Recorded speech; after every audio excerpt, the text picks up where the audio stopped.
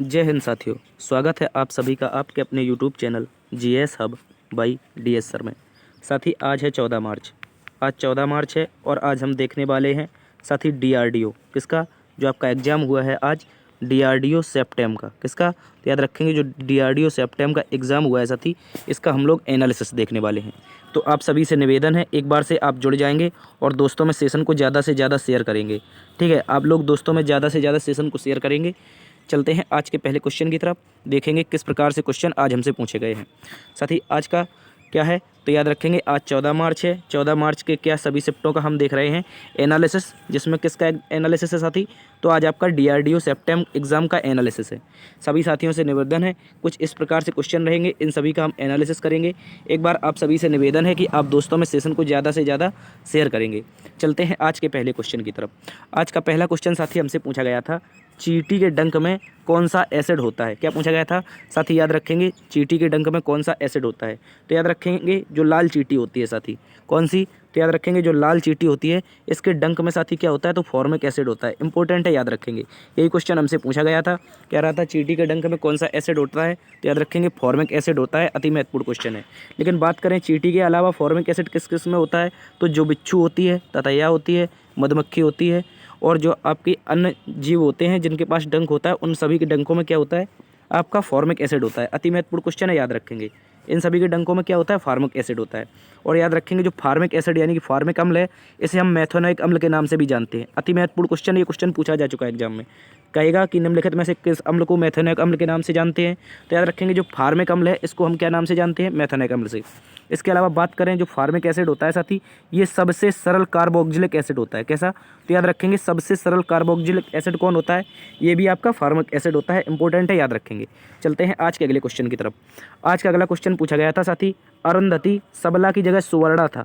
याद रखेंगे, एक क्वेश्चन पूछा गया था आपसे, अरुंधति सुवर्णा योजना किस राज्य ने शुरू की है। इंपॉर्टेंट है, याद रखेंगे। बात करें अरुंधति सुवर्णा योजना की, किसकी, तो याद रखेंगे अरुंधति सुवर्णा योजना की बात करें तो इसकी शुरुआत साथी असम राज्य ने की थी। किसने, इंपॉर्टेंट है, याद रखेंगे, असम राज्य के द्वारा 1 जनवरी 2020 को इसकी शुरुआत की गई थी। अति महत्वपूर्ण क्वेश्चन है, याद रखेंगे। बात करें किस क्षेत्र में ये योजना शुरू होती है, तो याद रखेंगे इस योजना के तहत असम राज्य की जो सरकार है, ये शादी विवाह में, किसमें साथी, तो याद रखेंगे शादी विवाह में दुल्हन को 10 ग्राम सोना देगी। इंपॉर्टेंट है, याद रखेंगे, दुल्हन को आपके 10 ग्राम सोना देगी। अति महत्वपूर्ण क्वेश्चन है, याद रखेंगे। ठीक है, बात करें किस तरह की दुल्हन होनी चाहिए, यानी कि अच्छी तो होनी चाहिए, लेकिन साथी जो लड़की होगी दुल्हन बनेगी उसकी उम्र 18 वर्ष होनी चाहिए। अति महत्वपूर्ण है, याद रखेंगे। और कम से कम 10वीं पास भी होनी चाहिए, ये भी इंपॉर्टेंट है, याद रखेंगे। पता चले अनपढ़ है उसको 10 ग्राम सोना नहीं देंगे। ठीक है, जो आपकी 10वीं पास होगी उसकी उम्र 18 वर्ष होगी और शादी आपकी रजिस्टर्ड होगी, यानी कि कोर्ट में होगी रजिस्टर्ड। इंपॉर्टेंट है, ये भी याद रखेंगे। रजिस्टर्ड शादी 18 वर्ष की उम्र 10वीं पास लड़की के लिए क्या मिला है, तो सुवर्णा योजना के तहत 10 ग्राम सोना, या इसी को कहते हैं साथी 1 तोला सोना। ठीक है, 1 तोला सोना की बात करें, ये भी इसी को कहा जाता है, 10 ग्राम सोने को। ठीक है, इसको देगी असम राज्य सरकार। ठीक है, इंपॉर्टेंट है। बात करें कब शुरुआत होती है, 1 जनवरी 2020 को इसकी शुरुआत होती है। चलते हैं आज के अगले क्वेश्चन की तरफ। आज का साथी अगला क्वेश्चन हमसे पूछा गया था, इंटरनेट किस अनुच्छेद के तहत मौलिक अधिकार बनाया है। इंपॉर्टेंट है, याद रखेंगे। बात करें इंटरनेट की तो साथी ये अनुच्छेद 19(1)(a), जो आपका अनुच्छेद 19(1)(a) है, यानी कि हमारा अब व्यक्ति की आज़ादी है, इसी में कहा गया है जो इंटरनेट है साथी, इसको आपका मौलिक अधिकार बनाया गया है। यानी कि यदि सरकार आपसे इसको छीनती है या जबरन बंद करती है तो आप सरकार के खिलाफ सुप्रीम कोर्ट जा सकते हैं। इंपॉर्टेंट है, याद रखेंगे। इंटरनेट क्या है, हमारा मौलिक अधिकार है। फिर भी भारत देश में लगभग 80 बार इंटरनेट हर वर्ष बंद किया जाता है, लगभग, ये भी याद रखेंगे। ठीक है, कोई इसमें जागरूक नहीं है, इसलिए क्या होता है, तो सरकारें बंद कर देती हैं। और कोई दंगों के लिए करता है, कहीं जम्मू कश्मीर में होता है, कहीं राजस्थान में कोई परीक्षा के लिए बंद करता है। तो इस तरह से ये प्रक्रिया भारत में चलती रहती है, याद रखेंगे। इंटरनेट की बात करें, संविधान के अनुच्छेद 19(1)(a) के तहत इसको क्या बनाया, मौलिक अधिकार बनाया है। अति महत्वपूर्ण क्वेश्चन है। बात करें साथी कब बनाया गया है, तो याद रखेंगे वर्ष 2020 में भारत सरकार के द्वारा इस ऐतिहासिक कदम को उठाते हुए इसकी घोषणा हुई थी। यानी कि जो भारत सरकार है साथी, इसने 2020 में क्या किया था, तो याद रखेंगे इंटरनेट को मौलिक अधिकार घोषित किया गया था। यह एक भारतीय इतिहास का संविधान में एक ऐतिहासिक कदम था। इंपॉर्टेंट है, याद रखेंगे। चलते हैं आज के अगले क्वेश्चन की तरफ। आज का साथी अगला क्वेश्चन हमसे पूछा गया था, प्रकाश की किरण किस प्रकार के तल से परावर्तित होकर अपना मार्ग बदल लेती है। साथी दो ऑप्शन थे, एक खुरदरा तल था, एक चिकना तल था। तो सभी याद रखेंगे जो प्रकाश का परावर्तन होता है उसका नियम ही कहता है जब प्रकाश की किरण किसी चिकने तल से, तो याद रखेंगे आपका आंसर क्या हो जाएगा, चिकना तल। अति महत्वपूर्ण, याद रखेंगे। जब प्रकाश की किरण किसी चिकने तल से टकराकर उसी माध्यम में वापस लौटती है तो याद रखेंगे ये घटना क्या कहलाती है, परावर्तन कहलाती है। और परावर्तन की घटना के दो नियम होते हैं। अति महत्वपूर्ण क्वेश्चन है, याद रखेंगे। पहली बात तो आपका चिकना तल हो जाएगा आंसर, ठीक है। लेकिन बात करें परावर्तन के दो नियम कौन कौन से हैं, जो आपकी आपतित किरण होगी यानी कि इंटरनल जो किरण होगी, इसके बाद रिफ्लेक्टिव किरण, ठीक है, रिफ्लेक्टर यानी परावर्तित किरण, और अभिलंब, ये कहाँ पर होंगे, तो तीनों एक ही बिंदु पर होंगे। इंपॉर्टेंट है, याद रखेंगे। आपतित किरण, परावर्तित किरण तथा अभिलंब, ये तीनों एक ही बिंदु पर होंगे। अति महत्वपूर्ण है, याद रखेंगे। इसके अलावा साथी दूसरा आपका नियम है जो इसके बीच कोण आई बनेगा, कौन सा, कोण आई और कोण आर आपस में बराबर होंगे, ये भी इंपॉर्टेंट है, याद रखेंगे। कोण आई तथा कोण आर आपस में बराबर होंगे, ये प्रकाश के दो नियम है। और आपका आंसर क्या हो जाएगा, चिकने तल से टकराकर अपना मार्ग बदल लेती है। उसमें ऑप्शन खुरदरा भी था, लेकिन वो खुरदरा आपका आंसर नहीं होगा, ठीक है, याद रखेंगे। चलते हैं आज के अगले क्वेश्चन की तरफ। आज का साथी अगला क्वेश्चन पूछा गया था, रीसेट 2B किस प्रकार का उपग्रह है। अति महत्वपूर्ण क्वेश्चन है, इसको याद रखेंगे। रीसेट 2B किस प्रकार का उपग्रह है, तो याद रखेंगे इसरो के द्वारा, किसके द्वारा, इसरो के द्वारा वर्ष 2019 में रीसेट 2B को क्या किया गया था, लॉन्च किया गया था। इंपॉर्टेंट है, याद रखेंगे। वर्ष 2019 में इसको इसरो के द्वारा लॉन्च किया गया था। अति महत्वपूर्ण क्वेश्चन है। और पृथ्वी की निगरानी के लिए यानी कि पृथ्वी अवलोकन उपग्रह, इंपॉर्टेंट है, याद रखेंगे। यही क्वेश्चन आपका ऑप्शन में आया होगा, पृथ्वी अवलोकन उपग्रह, ठीक है, इसको याद रखेंगे। इसके अलावा बात करें इसका सबसे भरोसेमंद जो प्रक्षेपण यान है इसरो का, वो PSLV है, ठीक है साथी, याद रखेंगे। PSLV है और ये कई क्रम में आता है, C1 C2 C3, इस तरह से अब तक C54 लॉन्च तक हो चुके हैं। कितने, तो याद रखेंगे PSLV के टोटल 54 लॉन्च हो चुके हैं। और 54 में जो अभी लॉन्च हुआ है 2022 में हाल ही में, तो याद रखेंगे EOS-04 अर्थ ऑब्जर्वेशन सैटेलाइट संख्या 6 को लॉन्च किया गया था। अति महत्वपूर्ण क्वेश्चन है, याद रखेंगे, ठीक है। 2022 में हाल ही में PSLV C54 के द्वारा EOS-06 यानी कि अर्थ ऑब्जर्वेशन सैटेलाइट 6 को भी लॉन्च किया गया है, ये भी इंपॉर्टेंट है। लेकिन बात करें जो आपका रीसेट 2B था, इसको किससे लॉन्च किया गया था, तो याद रखेंगे PSLV C46, ठीक है, इंपॉर्टेंट है। PSLV C46 के द्वारा रीसेट 2B को लॉन्च किया गया था। ये पृथ्वी अवलोकन उपग्रह है, ये भी याद रखेंगे, ठीक है। ये भी एक अर्थ ऑब्जर्वेशन सैटेलाइट है, ठीक है, ये भी इंपॉर्टेंट है, याद रखेंगे। चलते हैं आज के अगले क्वेश्चन की तरफ। आज का अगला क्वेश्चन हमसे पूछा था साथी, प्रकाश संश्लेषण के दौरान कौन सी गैस उत्सर्जित होती है। क्या कह रहा था, कौन सी गैस उत्सर्जित होती है। तो आप सभी को पता होगा जब पेड़ पौधे क्या करते हैं, प्रकाश संश्लेषण की क्रिया करते हैं, तो इसमें आपके कार्बन डाइऑक्साइड ले लेते हैं और उत्सर्जन क्या करते हैं, ऑक्सीजन करते हैं। इंपॉर्टेंट है, याद रखेंगे। जब पेड़ पौधे कार्बन डाइऑक्साइड को लेकर क्या करते हैं, तो याद रखेंगे ऑक्सीजन को उत्सर्जित करते हैं। इंपॉर्टेंट है, याद रखेंगे। जब कार्बन डाइऑक्साइड और जल के साथ बीच में जब क्रिया होती है, रासायनिक क्रिया, तो इसके फलस्वरूप पौधे क्या बनाते हैं, ग्लूकोज बनाते हैं। और ग्लूकोज के साथ साथ क्या बनाते हैं, तो इंपॉर्टेंट है, याद रखेंगे, ऑक्सीजन गैस भी बनाते हैं। यही पूछा गया था कि कौन सी गैस उत्सर्जित होती है, तो आपका oxygen is the right answer, ठीक है, इसको अच्छे से याद रखेंगे। चलते हैं आज के अगले क्वेश्चन की तरफ। आज का अगला क्वेश्चन साथी हमसे पूछा गया था, शपथ लेने के पश्चात राष्ट्रपति का कार्यकाल कितने वर्ष का होता है। क्या पूछा था, शपथ लेने के पश्चात राष्ट्रपति का कार्यकाल कितने वर्ष का होता है। तो सभी विद्यार्थी याद रखेंगे, देखो राष्ट्रपति जीत तो पहले ही जाता है, लेकिन जब वो शपथ लेता है उसके बाद 5 वर्ष तक रहता है। ये अति महत्वपूर्ण क्वेश्चन है, याद रखेंगे। जब वो शपथ लेता है इसके बाद 5 वर्षों तक रहता है, ये इंपॉर्टेंट है, याद रखेंगे। और याद रखेंगे जो राष्ट्रपति होता है इसके अंतिम हस्ताक्षर के बिना केंद्र सरकार कोई कानून नहीं बना सकती। इंपॉर्टेंट है, केंद्र सरकार कोई कानून नहीं बना सकती है राष्ट्रपति के अंतिम हस्ताक्षर के बिना, ठीक है। अंतिम पारित कौन करता है, राष्ट्रपति करता है। बात करें राष्ट्रपति की, भारतीय संविधान के अनुच्छेद 52 में इसका उल्लेख मिलता है। ये इंपॉर्टेंट है, याद रखेंगे। अनुच्छेद 52 में राष्ट्रपति का उल्लेख मिलता है। बात करें राष्ट्रपति के चुनाव की, तो साथ ही एकल संक्रमणी मत पद्धति के तहत अनुच्छेद 55 में इसका उल्लेख मिलता है। राष्ट्रपति को चुनाव अनुच्छेद 55 इंपॉर्टेंट है, याद रखेंगे। इसके अलावा अनुच्छेद 61 भी याद रखेंगे, क्योंकि इसमें राष्ट्रपति पर महाभियोग की प्रक्रिया चलाई जाती है। और महाभियोग की प्रक्रिया हमने कहाँ से ली है, तो याद रखेंगे USA के संविधान से। इंपॉर्टेंट है, याद रखेंगे, USA के संविधान से महाभियोग हमने लिया है। चलते हैं आज के अगले क्वेश्चन की तरफ।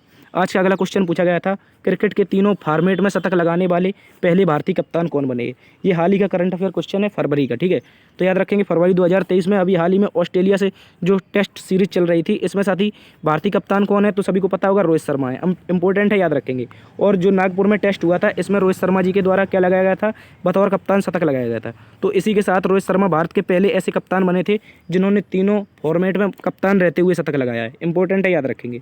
कप्तान रहते हुए पहली बार शतक लगाने वाले तीनों फॉर्मेट में कौन कप्तान बने हैं? तो रोहित शर्मा। लेकिन बात करें पहले ऐसे खिलाड़ी कौन थे जिन्होंने तीनों फॉर्मेट में शतक लगाया था, तो ये थे साथी सुरेश रैना। इंपॉर्टेंट है, याद रखेंगे। सुरेश रैना ने वर्ष 2010 में ऐसा कारनामा किया था।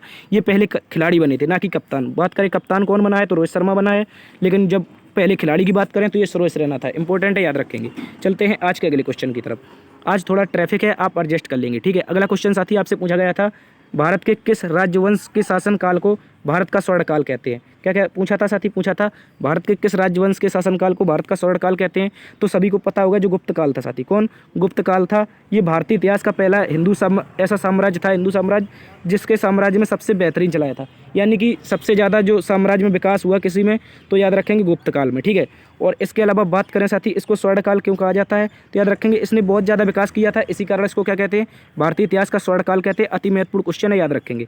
तो कुल मिलाकर आपको इतना याद रखना है, भारतीय इतिहास का स्वर्णकाल कैसे कहा जाता है, तो आपका गुप्त वंश। लेकिन गुप्त वंश में बात करें कि ऐसा कौन सा शासक था जिसका शासनकाल स्वर्णकाल कहलाता है, तो याद रखेंगे इसका सबसे प्रतापी राजा हुआ था चंद्रगुप्त विक्रमादित्य द्वितीय। कौन सा थी? चंद्रगुप्त द्वितीय विक्रमादित्य हुआ था। इसी के शासनकाल को गुप्त वंश में क्या कहते हैं? गुप्त वंश का स्वर्णकाल कहते हैं। लेकिन बात करें वंशों में आपका क्या था, जो आपका स्वर्णकाल था वो आपका गुप्तकाल हो जाएगा। इंपॉर्टेंट है, याद रखेंगे। चलते हैं आज के अगले क्वेश्चन की तरफ। आज का साथी अगला क्वेश्चन पूछा था, पोलो के खेल से दोनों टीमों में कुल कितने खिलाड़ी होते हैं? यानी कि जो पोलो का खेल होता है इसमें दोनों टीमों में कुल कितने खिलाड़ी होते हैं? तो आप याद रखेंगे साथी, इसमें कुल 4 खिलाड़ी होते हैं। दोनों टीमों में 4 खिलाड़ी होते हैं और ये दो खिलाड़ी आपस में खेलते हैं और घोड़ों पर चढ़कर क्या करते हैं, तो याद रखेंगे घोड़ों के ऊपर बैठकर इस बीच मैदान में 2 गोल पोस्ट भी होते हैं और लकड़ी की गेंद होती है। इंपॉर्टेंट है, गेम नहीं होगा यहाँ पर, गेंद होगा, ठीक है। जो ये पोलो होता है इसमें लकड़ी के गेंद का इस्तेमाल किया जाता है। अति महत्वपूर्ण क्वेश्चन है, याद रखेंगे। कौन सी गेंद? तो लकड़ी के गेंद का इस्तेमाल किया जाता है, ये भी याद रखेंगे। और जो घोड़े पर बैठे 2 खिलाड़ी होते हैं, ये एक टीम में 2 खिलाड़ी होते हैं और जब एक टीम पूरी खेलती है, दोनों टीमें खेलती हैं, तो उसमें कुल खिलाड़ी कितने हो जाएंगे? 4 हो जाएंगे, ठीक है। इंपॉर्टेंट है, याद रखेंगे। लकड़ी की गेंद होती है, अति महत्वपूर्ण क्वेश्चन है।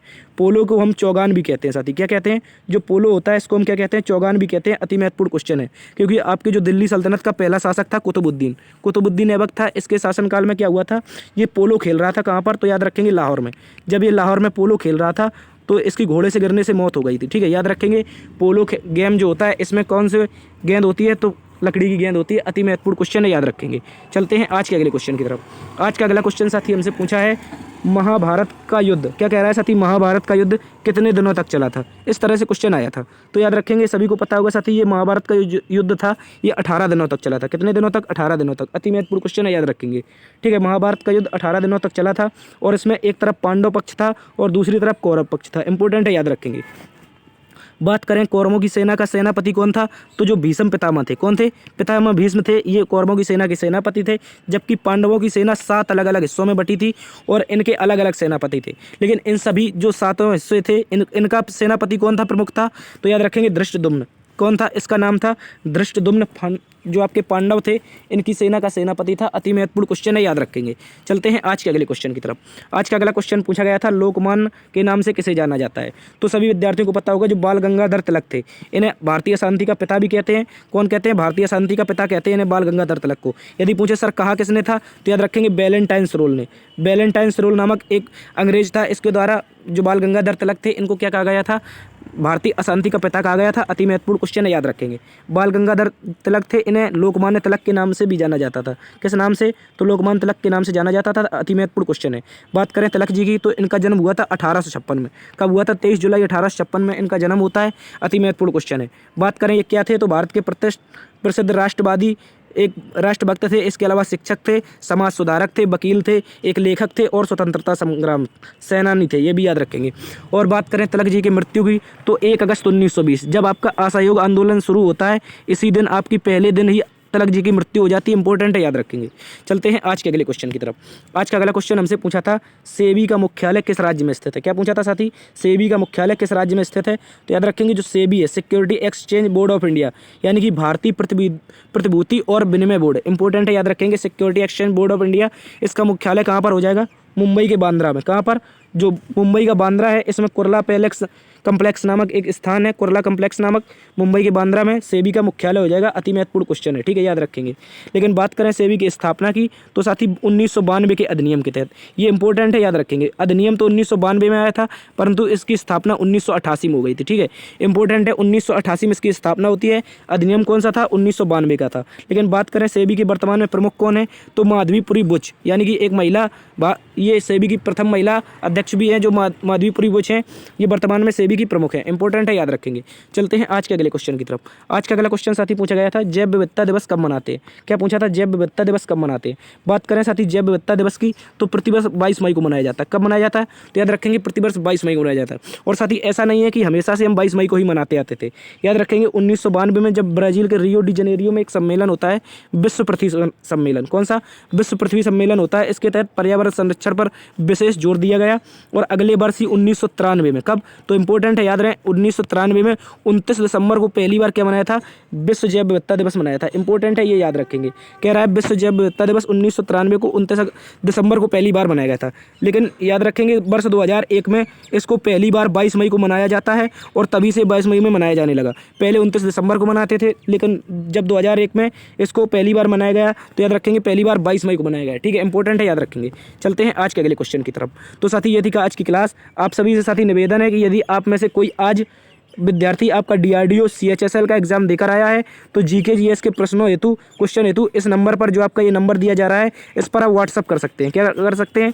तो याद रखेंगे व्हाट्सअप कर सकते हैं आप, जिससे हम आपके लिए एनालिसिस कराते रहेंगे, ठीक है। आप सभी से निवेदन है कि आप में से कोई विद्यार्थी जिसने DRDO या CHSL का एग्जाम दिया है तो आप हमको व्हाट्सएप पर GS GK क्वेश्चन भेज सकते हैं, जिससे हम आपके लिए डिटेल से एनालिसिस लाएंगे, ठीक है। कृपया आपसे सभी से ये भी निवेदन है कि साथ ही इस नंबर पर कोई भी विद्यार्थी कॉल ना करे, ठीक है, क्योंकि कॉल लगेगा ही नहीं, इसमें इनकमिंग नहीं है, आपका केवल व्हाट्सअप हो जाएगा, ठीक है। तो उम्मीद करता हूँ आज की क्लास पसंद आई होगी। यदि क्लास पसंद आई है तो दोस्तों में आप दोस्तों से निवेदन है कि लाइक कीजिए, दोस्तों में शेयर कीजिए। यदि चैनल पर नए हैं तो सब्सक्राइब जरूर कर लें। आपके सब्सक्राइब की हमें बहुत ज़रूरत है। आप प्लीज़, आपसे निवेदन है कि आप सब्सक्राइब जरूर कर लें। Thanks for watching. देखते रहिए GS Hub by DS sir. मिलते हैं अगली वीडियो में, तब तक के लिए अपना ख्याल रखना। जय हिंद।